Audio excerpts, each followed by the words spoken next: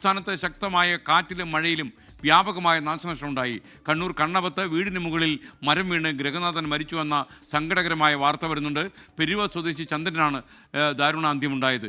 കോഴിക്കോട്ട് മിന്നൽ ചുഴലിയിൽ മരങ്ങൾ കടപുഴകി വീണ് വീടുകളും ഇലക്ട്രിക് പോസ്റ്റുകളും തകർന്നുപോയി. കോട്ടയത്ത് മരം വീണ് നിരവധി വീടുകൾക്ക് കേടുപാടുണ്ടായി. ഭാഗ്യം ആർക്കും പരിക്കില്ല. സംസ്ഥാനത്ത് 7 ജില്ലകളിൽ ഓറഞ്ച് അലർട്ടാണിപ്പോൾ. മിഥില ബാലൻ കോഴിക്കോട് നിന്ന് ചേരും, അതുപോലെ കോട്ടയത്ത് നിന്ന് ടോബി ജോൺസണും. മിഥില, കൂടുതൽ വിവരങ്ങൾ.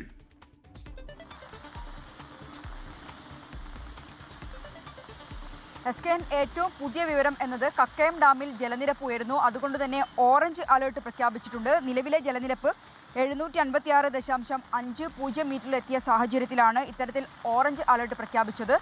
മറ്റൊന്ന്, കോഴിക്കോട് ഇന്നലെ രാത്രി അതിശക്തമായ കാറ്റുണ്ടായിരുന്നു. ഈ കാറ്റിലാണ് ഇന്നലെ രാത്രിയും ഇന്ന് പുലർച്ചെയുമായി അതിശക്തമായ കാറ്റുണ്ടായിരുന്നു. ഈ കാറ്റിലാണ് വ്യാപകമായ നാശനഷ്ടം ഉണ്ടായിട്ടുള്ളത്. കല്ലാച്ചി, ഒപ്പം തന്നെ മാവൂർ മേഖലകളിൽ അതിശക്തമായ നാശനഷ്ടമുണ്ട്. താമരശ്ശേരിയിലുണ്ട്.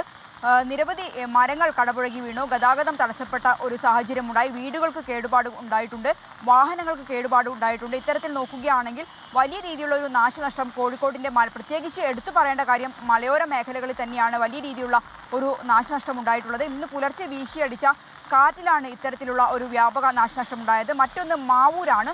മാവൂരിൽ ഇപ്പോൾ കോഴിക്കോടിനെ സംബന്ധിച്ച് പറയുകയാണെങ്കിൽ നഗരത്തിൽ ഇപ്പോൾ നല്ല മഴയുണ്ട്, നല്ല കാറ്റുണ്ട്. മാവൂർ മേഖലയിലും അതിശക്തമായ മഴ തുടരുകയാണ്. പ്രത്യേകിച്ച് പുഴകളിൽ ഇരുവഞ്ഞിപ്പുഴയിലും ചാലിയാറിലുമൊക്കെ ജലനിരപ്പ് ഉയരുന്നുണ്ട്.